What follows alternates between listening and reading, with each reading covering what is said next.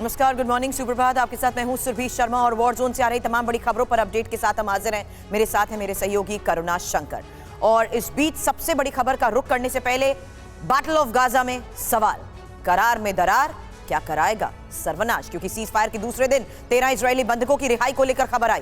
Thailand के 4 बंधकों की भी रिहाई हुई। राफा क्रॉसिंग के जरिए कैरम शालोम पहुंचे हैं बंधक। और इस बीच टीवी9 भारतवर्ष आपको युद्ध विराम के दौरान बंधकों की रिहाई की वो एक्सक्लूसिव तस्वीरें दिखा रहा है, जहां देखिए किस तरीके से देर रात की ये उस वक्त की तस्वीर आपके सामने जब थाईलैंड के 4 बंधकों की रिहाई हुई। राफा क्रॉसिंग के जरिए कैरम शालोम पहुंचे हैं ये बंधक। और ये उस वक्त की तस्वीर जब सीज फायर के दूसरे दिन 13 इजरायली बंधकों को भी किया गया रिहा।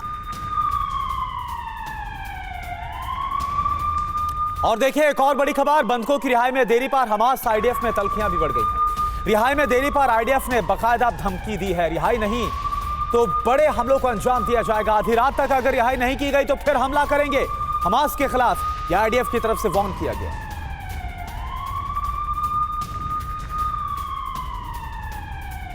वहीं बंधकों की रिहाई पर भी नेतन्याहू ने नजर बनाई हुई है, क्योंकि नेतन्याहू ने पूरे ऑपरेशन की जिस तरीके से निगरानी की है, तेल अवीव के कमांड सेंटर में नेतन्याहू की मौजूदगी की उसी वक्त की तस्वीर आपके सामने।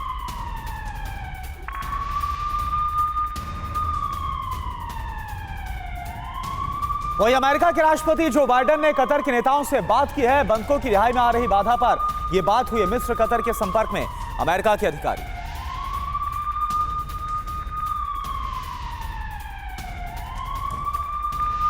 वहीं इजरायल के एलियट में भी मिसाइल हमले को लेकर खबर आई, जहां हूती विद्रोहियों ने एलियट पर मिसाइल दागी है। इजरायली सेना ने भी किया पलटवार।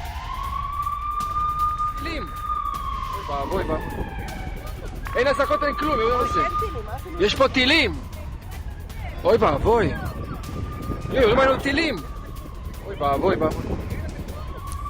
और वहीं इजरायल पर ड्रोन हमले की कोशिश नाकाम हुई है। लाल सागर की तरफ से ड्रोन हमले की कोशिश की गई, इजरायली विमानों ने ड्रोन को मार गिराया।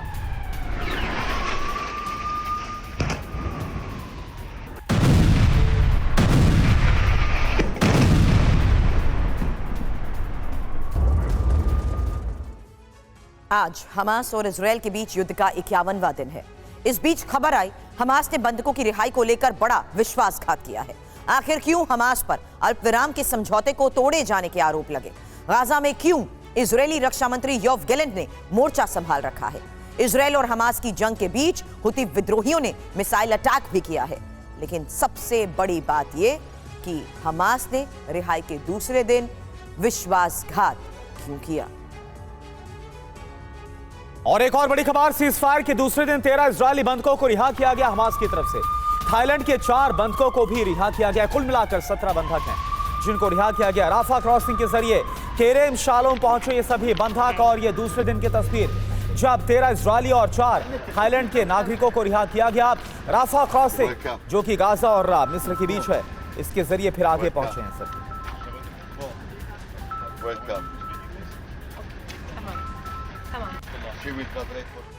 और अब 2 तस्वीरें एक साथ आपके सामने होंगी, जहां पहला वीडियो हमास का है और ये जो वीडियो जारी किए जा रहे हैं ये एक बहुत बड़े संकेत हैं। हालांकि हमास की तरफ से जो वीडियो जारी किया गया है इजरायली बंधकों को छोड़ने का ये वीडियो है। वहीं दूसरी तरफ मिस्र में होते हुए गाड़ियां इजरायल में कैसे प्रवेश कर रही हैं, ये उस वक्त की दूसरी तस्वीर आपके सामने। और वहीं रिहाई के बाद सभी बंधकों का मेडिकल चेकअप हुआ। केरेम शालोम में मेडिकल चेकअप हुआ। मेडिकल जांच के बाद अपने घरों को लौट रहे हैं बंधक। तो ये तस्वीर हम आपको दिखा रहे हैं, ये उन बंधकों की तस्वीर है जिनको दूसरे दिन रिहा किया गया है।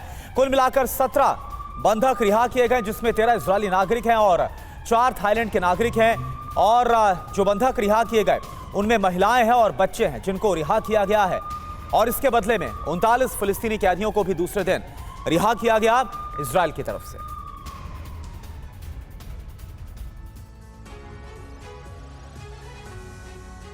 लेकिन इस बीच ये जानना जरूरी है कि दूसरे दिन की रिहाई में देरी हुई क्यों? फिर हुआ क्या कि हमास को आधे बंधकों को ही रिहा करना पड़ा? क्योंकि दूसरे दिन जिस तरीके से हमास ने बंधकों की रिहाई में देरी की है उस पर सवाल उठ रहे हैं। इजरायल ने हमास पर हमले का अल्टीमेटम अब दे दिया है। हालांकि इजरायल ने गाजा पर हमले की समय सीमा भी तय की। हमास ने हमले के डर से ही बंधकों को छोड़ने की बात मानी, लेकिन हमास ने 13 इजरायली और 4 थाईलैंड के बंधकों को छोड़ा। रेड क्रॉस ने रात 3 बजे बंधकों को मिस्र भेजा। वहां से सभी बंधक इजरायल लाए गए। अब तक इजरायल के 26 बंधक और 15 विदेशी बंधकों के रिहा होने की खबरें मिली हैं।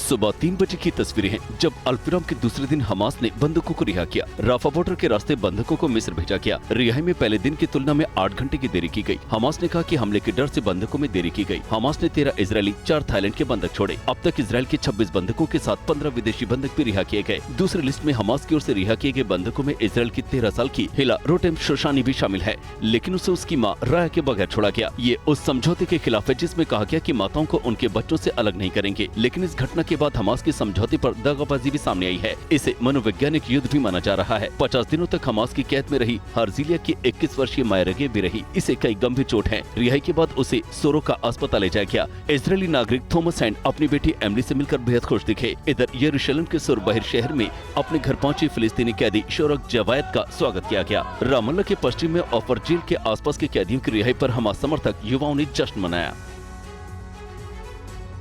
और देखिए एक और बड़ी खबर, बंधकों की रिहाई में देरी पर हमास आईडीएफ में तलखी बढ़ गई है। रिहाई में देरी पर इजरायली डिफेंस फोर्स ने बाकायदा धमकाया है हमास को, अगर रिहाई नहीं हुई तो फिर बड़ा हमला। आधी रात तक अगर रिहाई नहीं की गई तो फिर हमला करेंगे। बंधक डील के बीच हमास ने इजरायल पर गंभीर आरोप तो लगाए हैं। इजरायल भी हमास को लगातार धमकी दे रहा है, अगर समझौते की शर्तें नहीं मानी गई तो गाजा पर भीषण हमले को अंजाम दिया जाएगा। अब इजरायल और हमास दोनों तरफ से क्या कहा गया, क्योंकि हमास ने कहा कि इजरायल ने फिलिस्तीनी कैदियों की लिस्ट बदली है, जबकि इजरायल कह रहा है कि हमास बंधकों की रिहाई में देरी कर रहा है। इंपॉर्टेंट यह भी है कि किस तरीके से डील को देखते हुए हमास की तरफ से कहा गया कि इजरायल की ये खोखली धमकी स्थिति नहीं बदलेगी, जबकि इजरायल ने कहा कि हमास रिहाई की शर्त को ही नहीं मान रहा है। और हमास ने कहा कि इजरायल समझौते की शर्तों को नहीं मान रहा, जबकि इजरायल की तरफ से कहा गया कि समझौते की शर्त तोड़ी तो बड़ी कार्रवाई होगी और तेज हमलों को अंजाम दिया जाएगा। हालांकि इजरायल ने यह भी साफ कर दिया कि हमास की एक गलती ही उस पर भारी पड़ जाएगी, जबकि हमास ने कहा कि बलपूर्वक बंधकों को इजरायल नहीं छुड़ा सकेगा।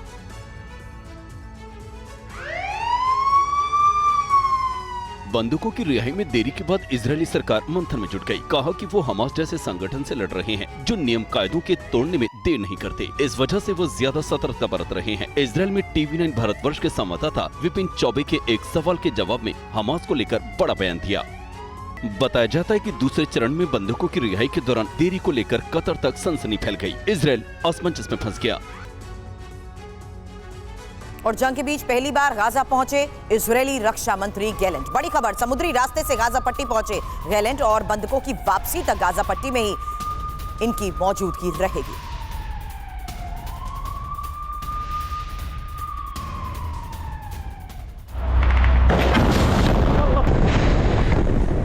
हमास के युद्ध में पहली बार इजरायल के रक्षा मंत्री योव गैलेंट गाजा पहुंचे। गाजा का दौरा करने के बाद गैलेंट ने कहा कि आईडीएफ सैनिक तब तक गाजा पट्टी नहीं छोड़ेंगे जब तक कि 240 बंधक वापस नहीं आ जाते। गैलेंट कल सुबह गाजा पट्टी के दौरे पर पहुंचे। उन्होंने पहली बार आईडीएफ कमांडर और सैनिकों के साथ बैठक की। गैलेंट ने नौसेना के प्रमुख वाइस एडमिरल डेविड सार सलामा के साथ समुद्र के रास्ते गाजा पट्टी पहुंचे थे।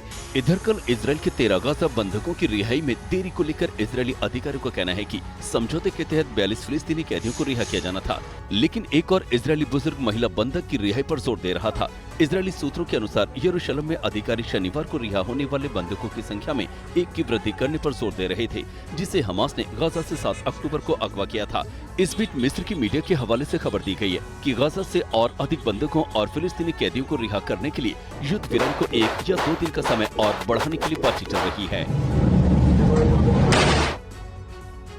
इजरायली जहाज पर ड्रोन से हमले को लेकर बड़ी खबर, जहां अमेरिका ने ईरान पर गंभीर आरोप लगाए हैं।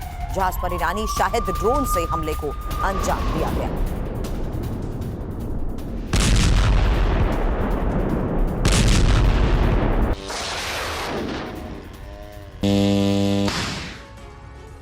तो इजरायली जहाज पर ड्रोन से हमला हुआ। ईरान इसके पीछे मास्टरमाइंड। बंधक डील के बीच इजरायली जहाज पर हमला किया गया। हिंद महासागर में इजरायली जहाज पर ड्रोन से अटैक किया गया।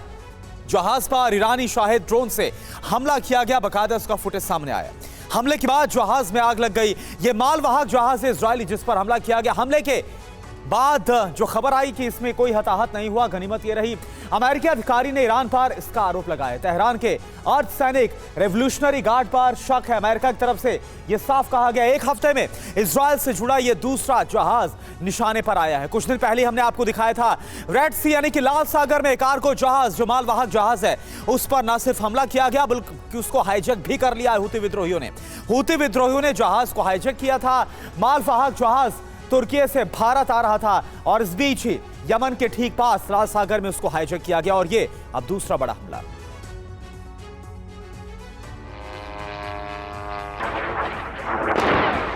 इजरायल के एक जहाज को फिर निशाना बनाया गया है। एक अमेरिकी रक्षा अधिकारी ने इसकी पुष्टि करते हुए कहा है कि संदेह है कि ईरानी ड्रोन ने इस जहाज पर हमला किया। ये कंटेनर जहाज एक इजरायली अरबपति इथान ओफर का बताया जाता है। CMA CGM सिमी नाम के इस जहाज पर यह हमला ऐसे वक्त किया गया है। इजरायल और ईरान समर्थित हमास के बीच अल्पविराम की स्थिति है और बंधकों को छोड़ने की प्रक्रिया चल रही है। इस बीच ईरान ने इजरायल को भड़काने की कोशिश की है। हालांकि इस मामले पर इजरायली सेना और संयुक्त राष्ट्र ने इस पर कोई प्रतिक्रिया नहीं दी है। बताया जाता है कि जहाज को त्रिकोण के आकार के शाहिद 136 ड्रोन से ये हमला किया गया। ड्रोन हमले में जहाज क्षतिग्रस्त हो गया।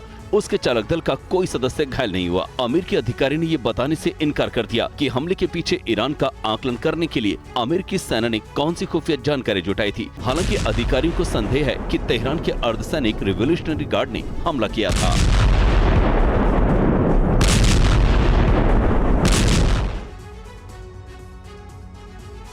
और बंधक डील के बीच इजरायल की बड़ी तैयारी को लेकर खबर आई, जहां बॉर्डर पर आयरन बीम लेजर गन को तैनात किया गया है। आपको बता दें, मिसाइल और ड्रोन सटीक हमला करने में ये सक्षम है और इजरायल की इसी बड़ी तैयारी को देखते हुए बॉर्डर पर आयरन बीम लेजर गन की तैनाती।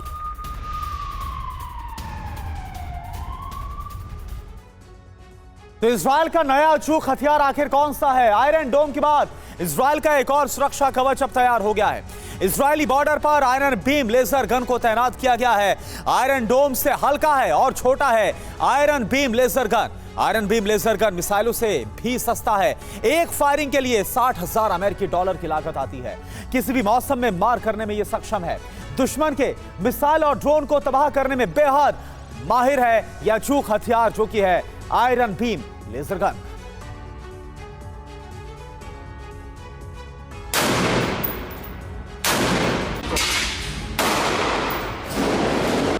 इजरायल और हमास की जंग में गाजा केवल मलबे का ढेर बनकर रह गया है। शिविरों और विस्थापन का दंश झेल रहे हजारों लोगों की जिंदगी नर्क हो गई है। यूएन की दखलंदाजी के बाद कुछ हद तक मानवीय सहायता पहुंच रही है, लेकिन शांति के हालात निकट भविष्य में नहीं दिख रहे हैं। जिस तरह से ईरान के परमाणु बम बनाए जाने की खबरें मिल रही हैं, उसके बाद इजरायल और सतर्क हो गया है। बताया जाता है कि इजरायल हाई पावर वायु रक्षा लेजर प्रणाली के हथियार तैनात कर रहा है। कथित तौर पर आयरन बीम को तैनात किया गया है। इस सप्ताह सामने आई मीडिया रिपोर्ट के मुताबिक गाजा पट्टी में चल रही लड़ाई के बीच इजरायली बलों ने हमास के रॉकेट को रोकने के लिए आयरन बीम लेजर प्रणाली का सफलतापूर्वक उपयोग किया है। इस बीच ईरान के रक्षा मंत्री ने कहा है कि अमेरिकियों और यूरोपीय लोगों को इजरायल का साथ छोड़ देना चाहिए। कहा है कि उनके दखल से तनाव बढ़ रहा है।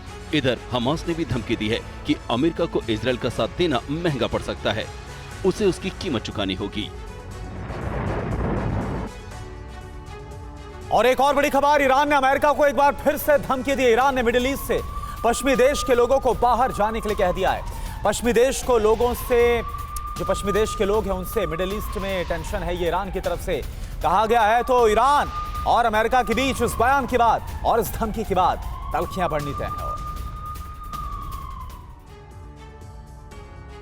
बंदूकों को छोड़े जाने से ज्यादा इजरायल और हमास के भरोसे की दीवार को मजबूत करने की कोशिश है, लेकिन विश्वास जमता नहीं दिख रहा है। दोनों एक दूसरे को धोखे और फरेबी नजर से देख रहे हैं। हमास के अधिकारी के हवाले से एक विदेशी मीडिया रिपोर्ट के मुताबिक इजरायल ने रिहा किए जाने वाले फिलिस्तीनी कैदियों की सहमति वाली सूची में कई बदलाव किए हैं। साथ ही दावा किया गया है कि आईडीएफ ने गाजा के बैथेनन में 2 फिलिस्तीनियों को मार डाला, वो भी उस क्षेत्र में जहां फिलिस्तीनियों को आने जाने की अनुमति है। हालांकि इजरायल ने संघर्ष विराम के समझौते का उल्लंघन करने से इनकार किया है। कहा कि इजरायल ने समझौते का पूरा सम्मान किया है, लेकिन हमास संघर्ष विराम समझौते को पूरा नहीं कर रहा है। मीडिया रिपोर्ट के अनुसार 24 घंटे के दौरान 340 ट्रक सहायता गाजा भेजी जा चुकी है, जिनमें से 65 बंदूकों को छोड़ने का समय शाम को था, लेकिन इसे टालकर आधी रात किया गया। भारतीय समय के मुताबिक बंदूकों को 3 बजे रिहा किया गया। देरी को लेकर कहा जाने लगा कि हमास ने इजराइल के सब्र का इम्तिहान लिया गया। हालांकि इसमें इजराइल ने पूरी सूझबूझ से काम लिया। बंदूकों की रिहाई में देरी के बीच इजराइल की युद्ध कैबिनेट ने एक आपात बैठक बुलाई, जिसमें पीएम नेतन्याहू, रक्षा मंत्री गैलेंट गेट्स, मेजर जनरल एलोन बर्निया में मोसाद के प्रमुख और चीफ ऑफ स्टाफ हलेवी ने इस मसले पर चर्चा की। यदि आधी रात तक बंदूकों को नहीं छोड़ा जाता है कि क्या अल्प विराम के समझौते को बचाना संभव है। इधर हालात पर नजर रख रहे हमास के राजनीतिक ब्यूरो के सदस्य ओसामा हमदान ने धमकी दी कि इजराइल की खोखली धमकियां हमारी स्थिति को नहीं बदलेंगी। हमदान ने एक संवाददाता सम्मेलन में कहा, हम कतर और मिस्र की मध्यस्थता के माध्यम से हुए संघर्ष विराम समझौते को लागू करने और उसकी सफलता सुनिश्चित करने के लिए अपनी प्रतिबद्धता दोहराते हैं। कब्जा बलपूर्वक अपने कैदियों को मुक्त कराने में सफल नहीं होगा। विशेष रूप से अल शिफा अस्पताल के निदेशक डॉक्टर मोहम्मद अबू सलमिया को रिहा करने के लिए इजराइल पर दबाव डालने का आह्वान किया। हालांकि पश्चिम को जिस तरीके से लगातार धमकियां मिल रही हैं, ये साफ हो चुका है कि अमेरिका भी हालात पर नजर बनाए हुए है, क्योंकि अमेरिकी यूएस ट्रूप्स और यूएस बेस पर लगातार हमलों को अंजाम भी दिया जा रहा है। इस बीच सीरिया में और इराक में जिस तरीके से इन हमलों को अंजाम दिया जा रहा है, अमेरिका भी ये साफ संकेत दे चुका है कि वो चुप रहने वाला नहीं है। लेकिन इस बीच आईडीएफ चीफ हलेवी के बड़े बयान को लेकर एक खबर मिल रही है, जहां सीजफायर के बाद हमले जारी रखने की बात कही गई है। युद्ध विराम के बाद गाजा में हमले होंगे शुरू।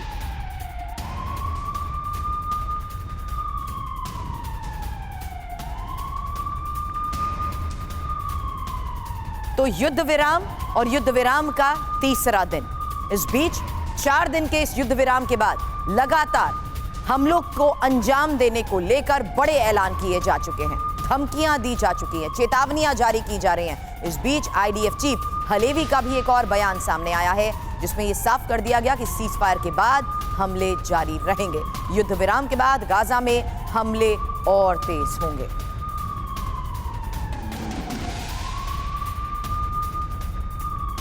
और एक और बड़ी खबर, इजराइल पर ड्रोन हमले की कोशिश को नाकाम किया गया। लाल सागर की तरफ से ड्रोन हमले की कोशिश हुई है, इजरायली विमानों ने ड्रोन को मार गिराया।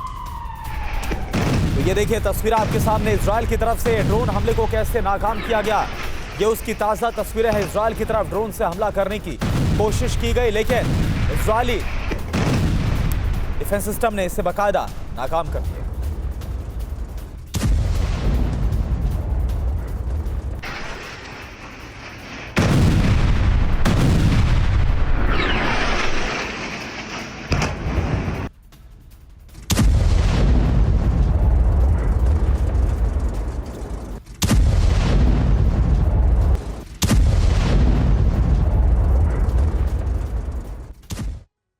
इजराइल के एलियट में ताबड़तोड़ धमाकों को लेकर खबर यह है कि रिहायशी इलाकों में अब हमलों को अंजाम दिया जा रहा है।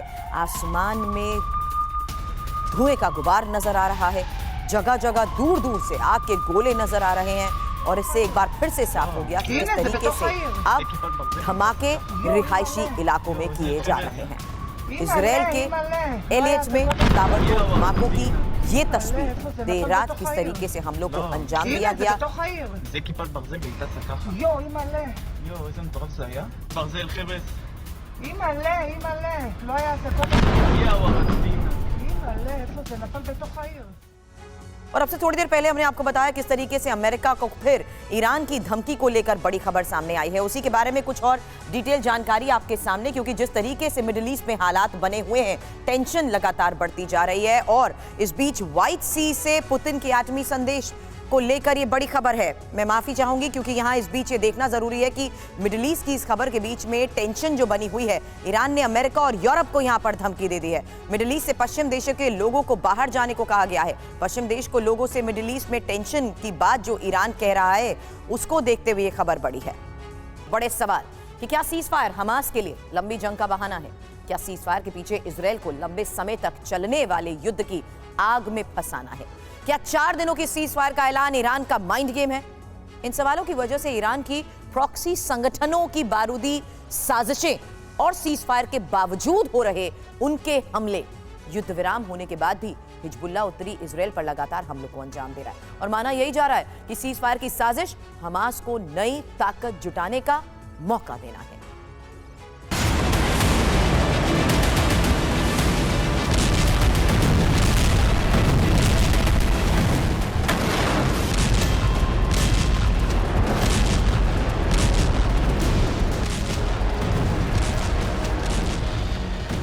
सीज फायर तो बहाना है, असली मकसद इजराइल को युद्ध में थकाना है।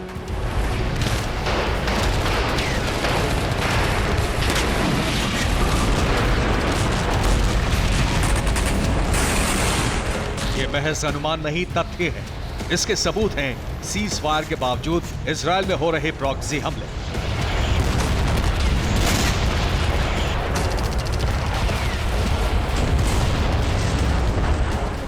अंशकालिक युद्ध विराम का ऐलान होते ही हिजबुल्लाह ने उत्तरी इजराइल में बारूद बरसाना शुरू कर दिया।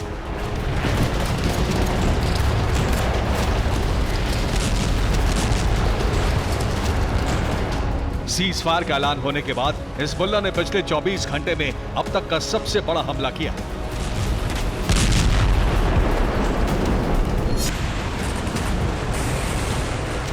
उत्तरी इजराइल में हिजबुल्लाह की तरफ से कई रॉकेट दागे गए।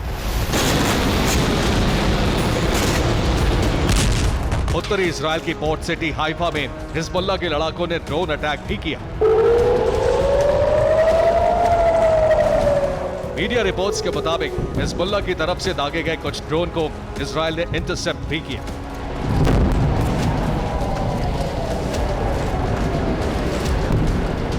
इसी बीच हिंद महासागर में इजरायली शिप पर ड्रोन हमला हुआ। माना जा रहा है कि यह हमला भी ईरान समर्थित गुट ने ही किया।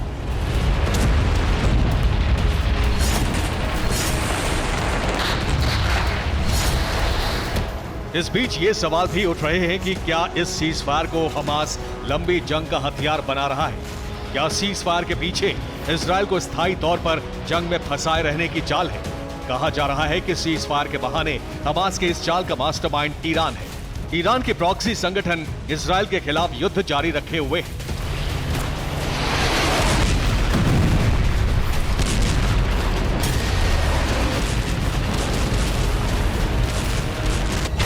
हिजबुल्लाह चीफ नसरल्लाह ने भी हाल ही में कहा था कि जब युद्ध में हमास थक जाएगा तो उसके बदले हिजबुल्लाह हमले शुरू करेगा। साथ ही हूती और ईरान समर्थित दूसरे संगठन भी इजराइल पर हमले करेंगे। इतने समय में हमास फिर से अपनी तैयारी कर लेगा और इस रणनीति के तहत प्रॉक्सी संगठन इजराइल को एक अंतहीन युद्ध में फंसाए रखेंगे।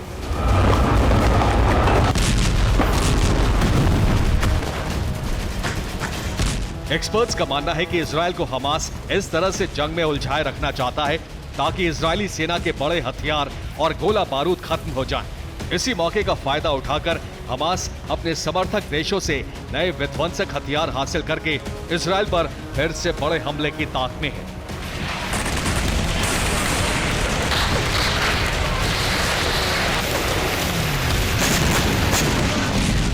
इसी रणनीति के तहत हाल ही में हमास के प्रॉक्सी संगठनों ने अमेरिका के 5 बड़े सैन्य अड्डों को निशाना बनाया। बताया गया कि सभी हमलों को हिजबुल्लाह, हूती और ईरान के प्रॉक्सी गुटों ने अंजाम दिया।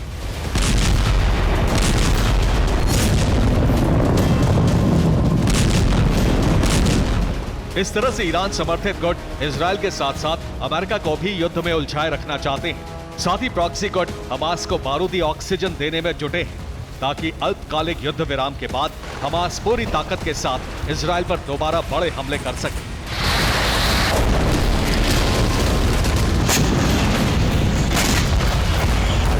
सीजफायर का ऐलान भले ही हो गया है, लेकिन इजराइल भी ईरान के प्रॉक्सी गुटों की गतिविधियों को लेकर खामोश नहीं बैठा है।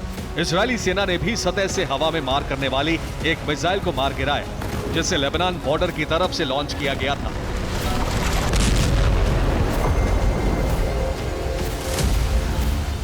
मीडिया रिपोर्ट्स के मुताबिक यह मिसाइल इजरायली इलाके में दागी गई थी। इससे कुछ घंटे पहले ही इजरायली वायुसेना के लड़ाकू विमानों ने हिजबुल्लाह के ठिकाने पर बम बरसाए थे।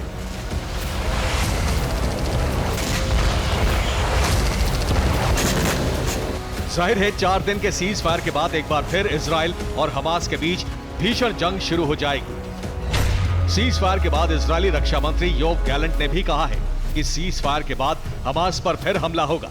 हमास के खात्मे तक जंग जारी रहेगी। युद्ध 2 महीने तक चल सकता है। उधर इजराइल की चेतावनियों से बेपरवाह हिजबुल्लाह जैसे संगठनों पर इजराइल की किसी भी चेतावनी का असर नहीं हो रहा है।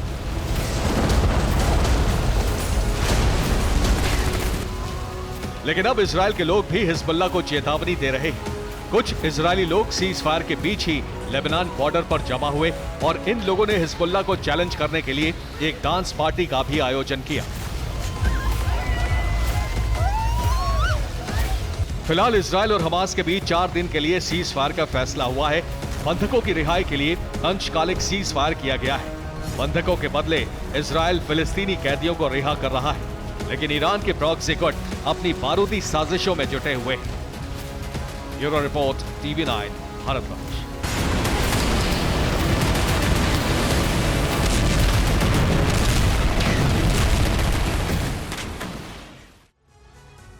इजरायल यही चाहता था कि सभी बंधकों की रिहाई हो। इसकी शुरुआत हो चुकी है, लेकिन बदले में इजरायल को उन फिलिस्तीनियों को भी रिहा करना पड़ा है जो उसकी हिरासत में थे या कैद में थे। इस सौदेबाजी से इजरायल का फायदा भी हुआ, नुकसान भी, क्योंकि हमास समर्थक देश इजरायल की ऐसी छवि बना रहे हैं जैसे वो हमास से युद्ध हार गया। साथ ही इजरायल के अंदर भी राष्ट्रवादी गुट सरकार के इस फैसले से नाराज हैं।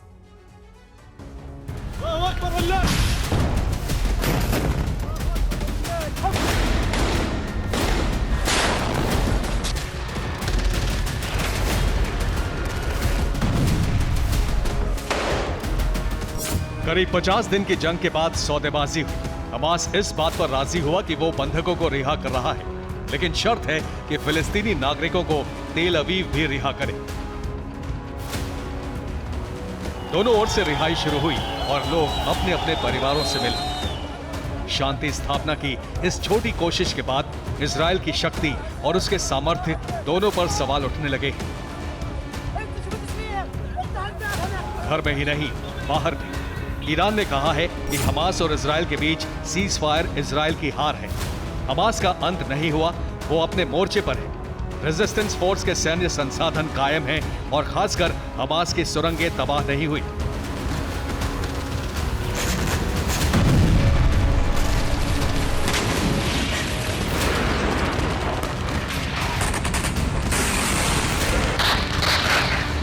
ईरान का साफ साफ संदेश ये है कि 50 दिन जंग लड़ने के बाद भी इजरायल हमास का कुछ नहीं बिगाड़ पाया।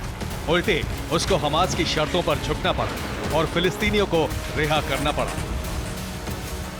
इजरायल ने रिहाई से पहले फिलिस्तीनियों से बॉन्ड भरवाए। शर्त रखी गई कि रिहा फिलिस्तीनी प्रेस से बात नहीं करेंगे। मिठाई बांटने, जश्न मनाने पर पाबंदी लगाई गई। बॉन्ड तोड़ने पर करीब 16 लाख रुपए का जुर्माना लगाने का प्रावधान किया गया।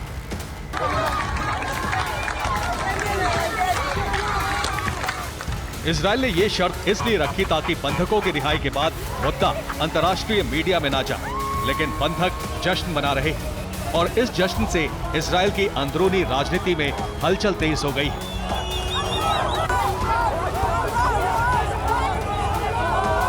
नेतन्याहू बंधकों को छुड़ाने की डील तो कर चुके हैं, लेकिन इजरायल के कई राजनीतिक दल हमास को इतनी छूट देने पर सवाल उठा रहे हैं। ये है इजरायल के राष्ट्रीय सुरक्षा मंत्री इतामर बेन-गाविर। बेन-गाविर ने सरकार के इस फैसले पर सवाल उठाए।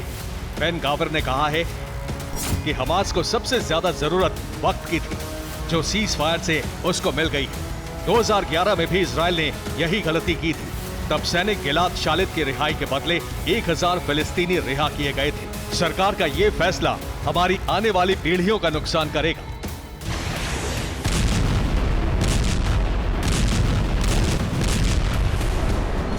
इजरायल के राष्ट्रीय सुरक्षा मंत्री साफ कह रहे हैं कि इस जंग से वो लक्ष्य हासिल नहीं हो पाए जो तय किए गए थे। इजरायल के अंदर असंतोष है, तो हमास समर्थक इसका जश्न मना रहे हैं।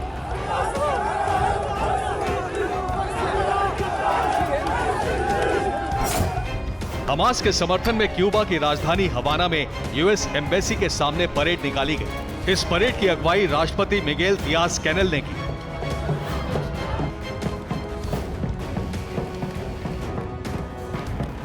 अंदरूनी मतभेद और अंतर्राष्ट्रीय जश्न, ये दो ऐसे संकेत हैं जो बता रहे हैं कि इजरायल अपने लक्ष्य हासिल नहीं कर सका और इसीलिए शक्तिशाली समझे जाने वाले देश के सामर्थ्य पर सवाल उठ रहे हैं।